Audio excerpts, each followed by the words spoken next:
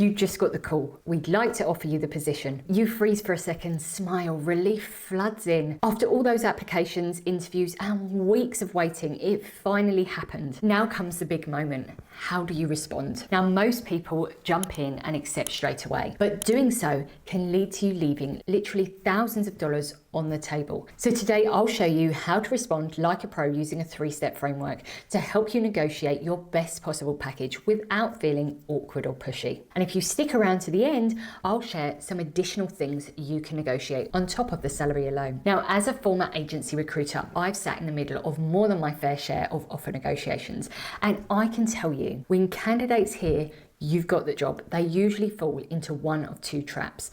So let's talk about those. So trap number one is saying yes too fast. You're excited, I get it, but don't say yes before you've seen the full details. Now, most companies don't lead with their best offer, and if you accept immediately, you could be leaving serious money or perks on the table. In fact, here's a wild stat. Now, only 39% of workers negotiated their salary during their last job offer.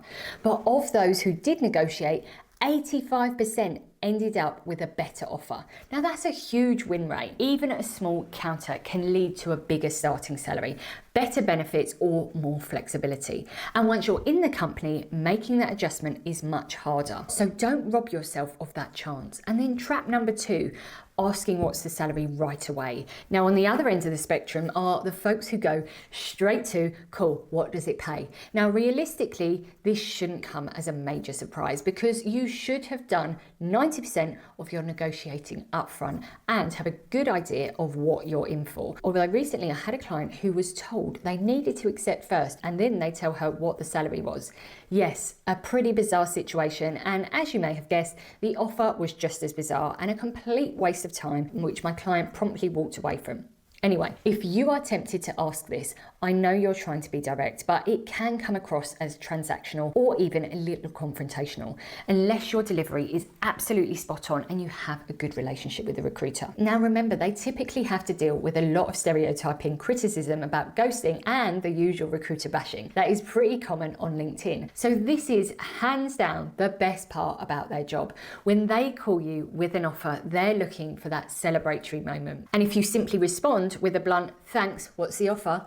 It shifts the energy away from the congrats and into deal mode way too fast. So there's a much smoother way to handle it, and that's where the 3-step framework comes in. Now, this is the framework I give to my clients. It works every time. So step one, express genuine enthusiasm, even if you're still weighing your options or have a few questions. This response really matters because excitement and enthusiasm is contagious. It sets the tone for the rest of the conversation. So even though you need to go away before you counter it, don't take that moment away from the recruiter too much. Just remember what I just told you about it being the best part of their job. More importantly, studies have shown that people are 6 times more likely to give you what you want if they like you. So when you respond with excitement and make the recruiter feel good, you're giving yourself more leverage. You're reminding the recruiter why they chose you, and you're making it easy for them to keep rooting for you even through the negotiation. So look, you could say something like, that's fantastic news. I really appreciate the offer. I've really enjoyed getting to know the team and I'm excited to get started. And look,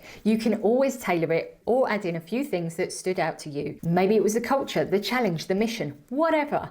The main thing with this step is not just what you say, it's how you make them feel. Now, I've said this before in other videos, but I'll say it again because it's so true. Maya Angelou nailed it when she said, people will forget what you said, people will forget what you did, but they will never forget how you made them feel.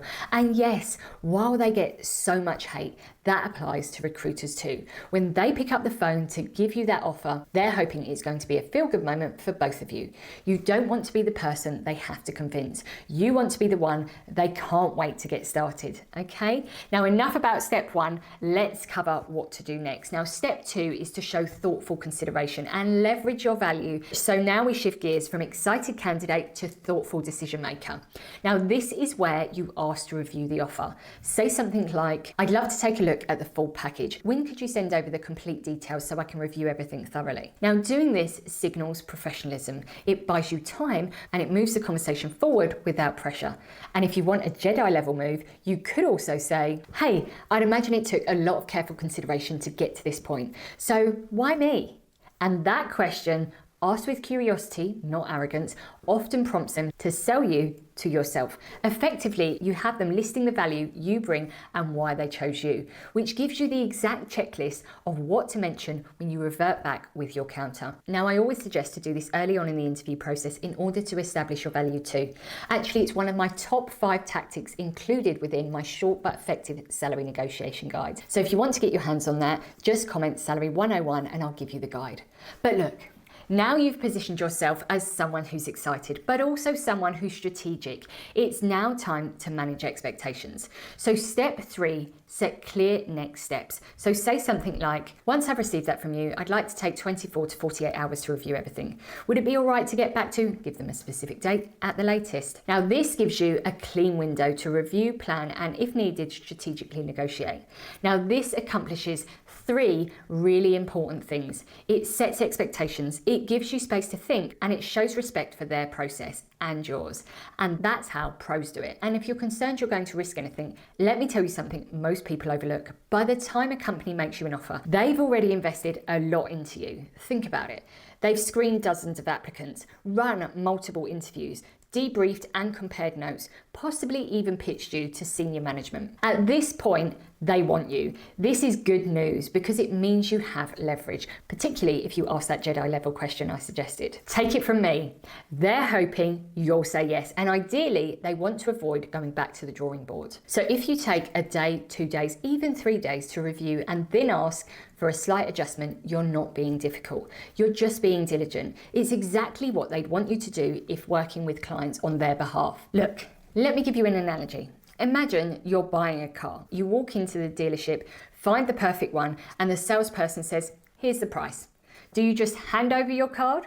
Probably not. You pause, you look at the details, you ask some questions. Maybe you check competitors. Maybe you ask for a few extras, like a better warranty or free servicing. This job offer is the equivalent of that moment. Only instead of a car, it's your livelihood, your salary, your time, your health benefits, your future.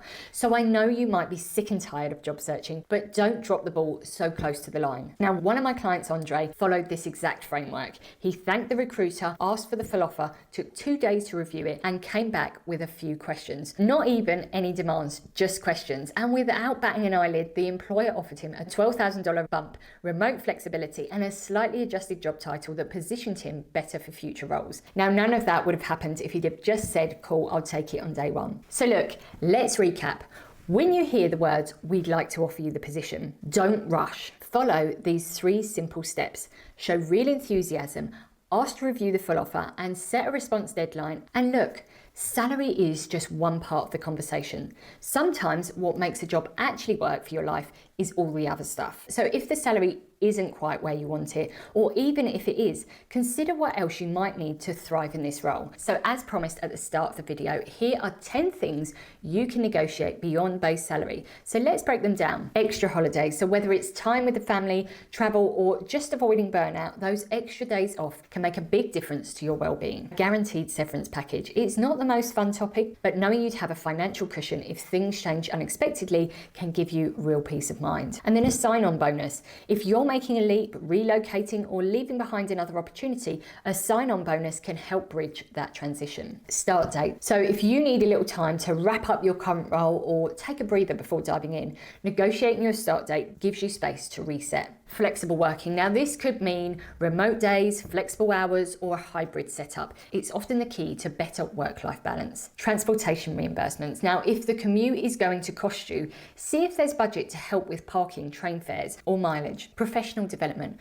Courses, certifications, conferences. If they make you better at your job, the company benefits too.